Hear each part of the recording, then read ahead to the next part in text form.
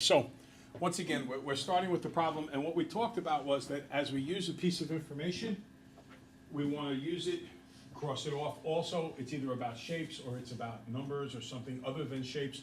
And if that's the case, then what we want to do is we want to make sure if it's about shapes, we draw a picture. If not, we'll use a table, which we'll get to in a couple of minutes. So it said that the length is 5 less than twice the width. So we have W and 2W minus 5 there and there.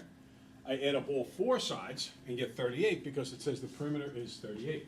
The really good news is once you set up the initial equation, which is right here, it's usually really easy to solve. It's just the same side, same operation situation.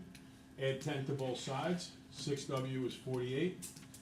Divide by 6. W is 8. Am I done? No. Why am I not done? You have to find the line. Yeah, it says find the dimensions. Dimensions are length and width of the problem. Now, if the width is going to be 8, the length is 2 times 8 is 16, minus 5 is 11.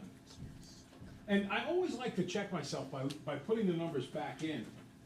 And I say to myself, all right, if that's 8 and 11 and 8 and 11, that's 22, 30, 38 is my perimeter. And it says here that the perimeter is supposed to be 38 inches.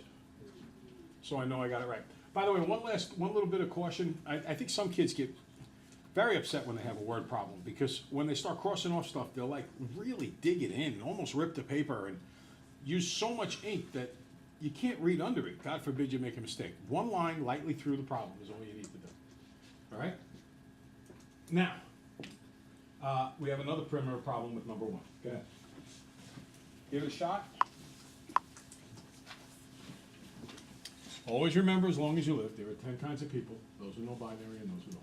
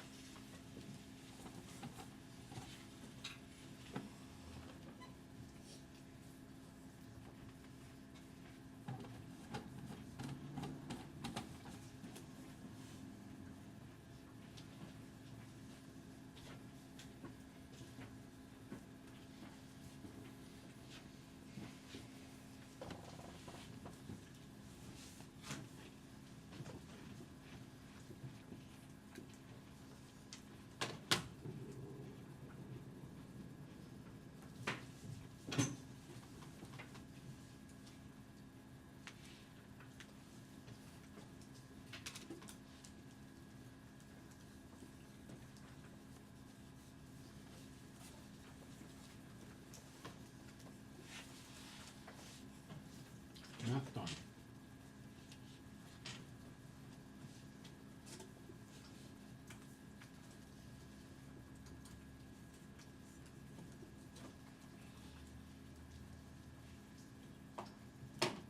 I think so. Pretty sure. Yeah, just plug it back in and check. I just don't remember. This is the 4th class I taught today. Sometimes my brain gets a little dull.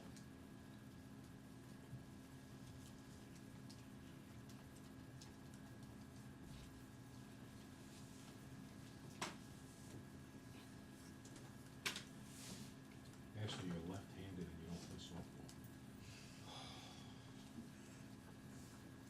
It's not even like I can blame it on your dad because I'm sure he tried to have a catch with you. Did he recommend you try another sport? I did baseball now, but I throw the ball. Oh, you throw like a girl? Oh! But you're a coach Sandlot, sport. best insult ever. Literally. Dave's sister.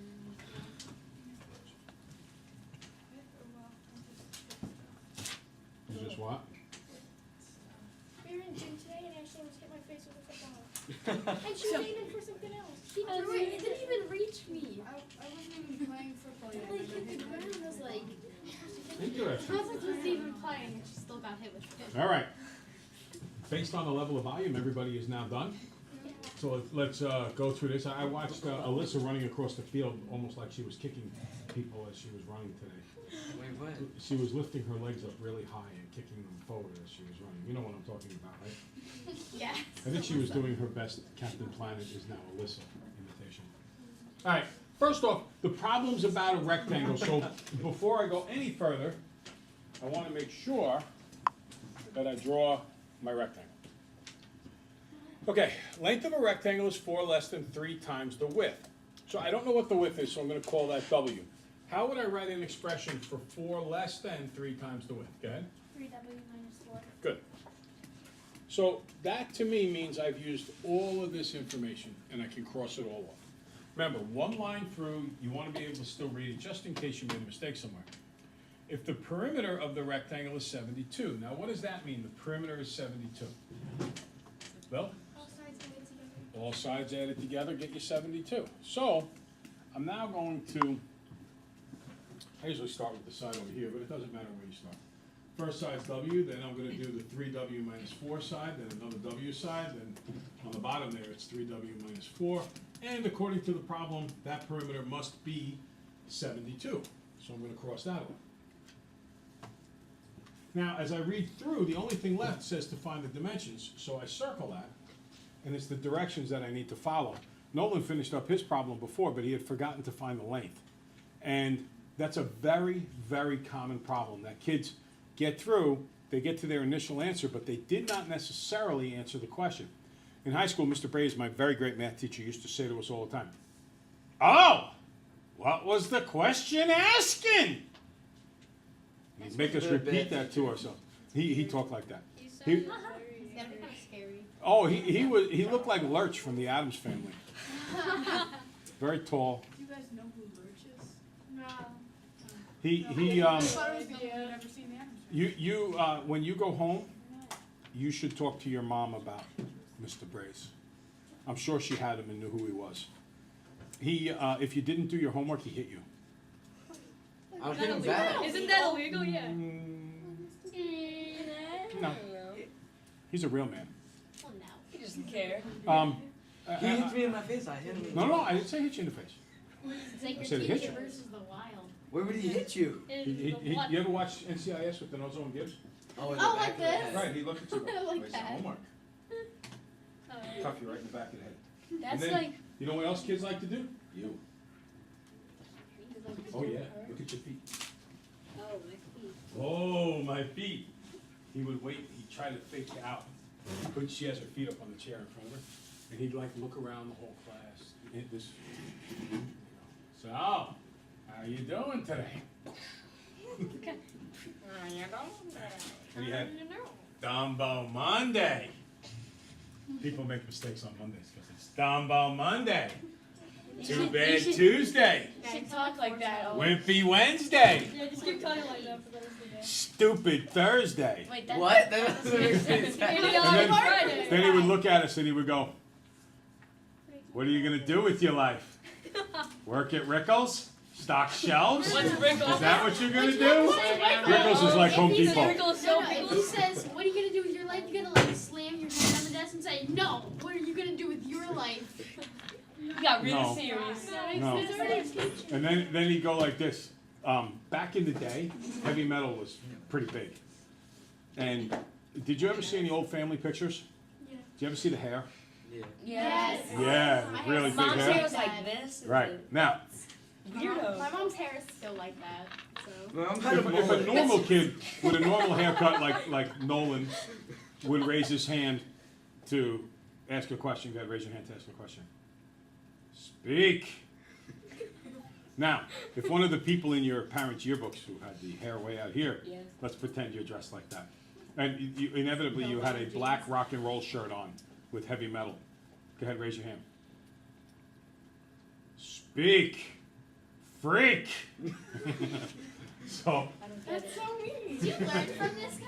oh yeah, he was the best teacher ever. An unbelievable teacher. He seems so mean. Every year or two, he would win the award for the best teacher in the school. And It's like Mr. one thing, he would look at the class and he'd go, Oh boy. "One day, you too can be perfect That is like me." The smile does it. The smile does it. And then, back in the day, Wait. back in the day, we used to use chalk. I fil like you're so old Okay. since you keep saying back in the day. Yup. And he'd write with the chalk, and the chalk would break, and the whole class was supposed to yell, "Cheap chalk!" And so the whole class would yell, and he had Charlie the chalk holder. He also had Charlena. because he didn't want to be a sexist. So he had Charlie the chalk holder and Charlena the chalk holder, and he would write with them on the board, and when the chalk would break, the whole class would yell, "Cheap chalk!" And then the pieces would be lying on the floor, and he had a yardstick, and when everybody would do their problems, he would go, You would start "It's on the punting. 18th green." Championship. Wrestling That's with great. his hands. You should start doing that. So he had Intense. 13 identical suits.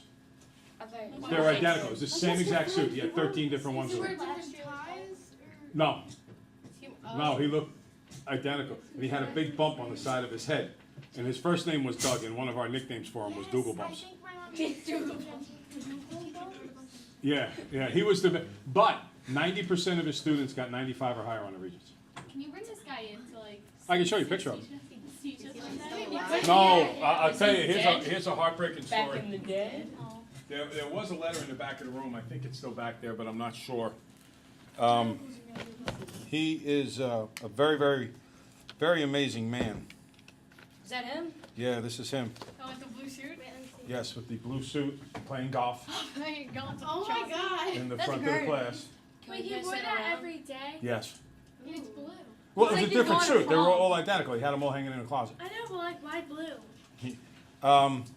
I don't know. He may have had a couple of different. He may have had a couple of different suits, but almost all of them were identical. And he used to when he retired from teaching, he retired because he had a dilated cardiomyopathy, which is an enlarged heart, and eventually he ended up dying on the operating table, getting a heart and lung transplant. So it was a pretty sad story. But kids used to try to follow him home so they could see where he lived. That's weird. What? Well, they'd wait for him to get in his car, and then they'd start tailing him. Start It's such a running. small town though. Right, Bayport is a small town. It was even smaller back then. There was probably half the people. So they'd follow him wherever he would go, and he would drive, and he'd realize he had a tail, like a cop. You know, he's looking in the mirror. He's just the people tailing him. So he would, he'd start driving. So one day he couldn't shake the tail. There were like 3 kids behind him. He couldn't shake them no matter what. So he pulled up in front of a person he never met before in their house. Never saw him before in his entire life. Walked through the front door, opened it, said, "Hi, honey, I'm home." Everybody in the world thought it was his house. And the next day, like half the school showed up at this lady's house and went knocking on the door. She goes, "Oh no, the weird guy that came in here yesterday, he never saw before in my life." Oh my god. So, That is where you want to go with people. but I found out where he lived. Where did, His Why did address you was wanna know? 245 Thunder Road in Holbrook. why do you remember? Well, I used to, when I first started teaching, I would go back to his classroom once a week so he could teach me how to be a better teacher. And in fact, I went up to him and I said, "Mr. Braz, I got a job, I'm a math teacher." He goes, "Where'd you get your job?" I said, "Patron." He goes, "You're not a teacher." "Yes, I am." "No, you're a disciplinarian." Because in Bayport, the kids are a little different than Patron. Wait, did he really So- talk like that? Oh, That yes. was his real voice? Yes, Okay. absolutely. Where was he from? So it was Like, right here. No, not Bayport. Not like here, like. Born and I feel raised like here. he's like So anyway, I go over his house and I'm watching him once and I'm kind of stalking him. And I'm watching him and I'm like sitting down in my car and I'm watching and my heart's pounding. He's a very intimidating man. So I finally figure out who he is, where he lives, the whole deal. The first time I followed him, and then the second time I got up the nerve to walk to his front door. Now I expected it to be like the Addams Family house, like really weird. Now he didn't have a television because he didn't believe in the news and stuff like that. So I knock on the door, and I expected him to be like yelling at me, screaming at me, and all this other stuff. He opens the door and goes, Oh, come on, you're some cookies. "Bob Sub 2, good to see you. Come on in." Now, we call it Bob Sub 2 because in math there's these subscripts that you can differentiate between variables with. So are there 2 people with the same name in this classroom? Anthony and Anthony. Okay. Anthony and Anthony. All right. Anthony Sub 1, Anthony Sub 2. He never called you Anthony Guarino or Anthony Randall or anything like that. He always called you by that stuff. So I go in there and I'm sitting there and it's like 4 o'clock in the afternoon and the phone rings. He goes, "Oh, that'll be my retarded nephew." I said, "What?" He goes, "That'll be my retarded nephew." I said, "What do you, that's not a nice way to talk about your nephew." He goes, "Oh no, he really is retarded." I said, "What do you mean?" He goes, "Everybody in life has to have a purpose. His purpose is to call me and tell me it's 4 o'clock. So he picks up the phone, he goes, "Hello?" He goes, "I'm a dog! I'm a dog!" Yeah, he goes, "I'm a dog. 4 o'clock, Uncle Doug, it's 4 o'clock!" Thank you so. Yes, okay, yeah, I'll talk to you tomorrow, okay. See you again at 1 o'clock. Anyway. So this is the greatness of the man who taught me how to do math. Now, he truly was the best of the best of the best. And if you go home and ask your mom, some people hated him. Vast majority loved him. Very demanding. If you didn't do your homework, you got 2-hour after school detention with him. Extremely tough. Yeah, absolutely. Yeah. Very demanding, but had enormous respect for him and a phenomenal teacher. Now, you look here and you got 1 W and 3 more W's is 4 W's, and another 4 W's means I got 8 W's altogether. Minus 8 is 72. Plus 8, plus 8. He also used to say to us all the time, you gotta go home.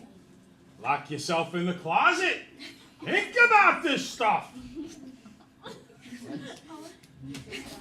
And he I love that smiled. we talked about 8 W is God, the 80. whole class, and now we're back to the word. Divide by 8. Yeah, no. W equals 10. So the width is 10, and the length is 3 times 10 is 30, minus 4 is 26. Now, one thing that I find comforting, 10 and 26 is 36. These two sides also add up to 36. 36 and 36 is 72.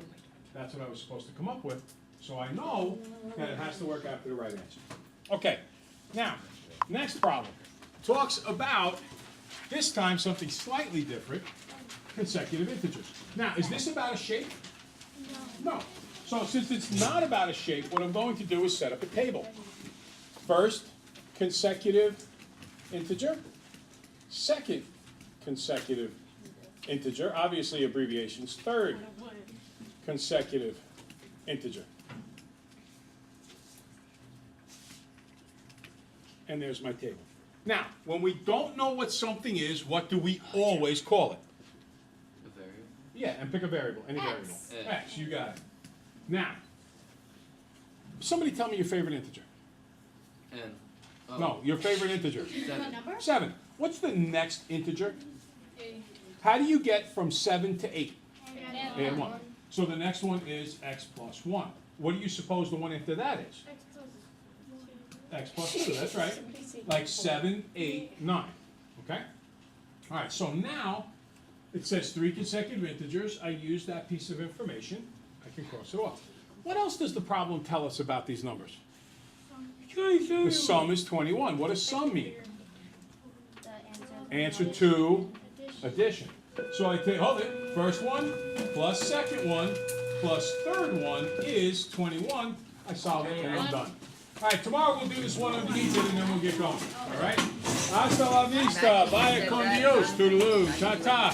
Arrivederci, smile a lot. Ciao, arrivederci, adios amigos, see amigas. Braz, B-R-A-Z. We used to call him Zarv as his nickname, reverse it. Hasta la bye-bye. See you later, folks.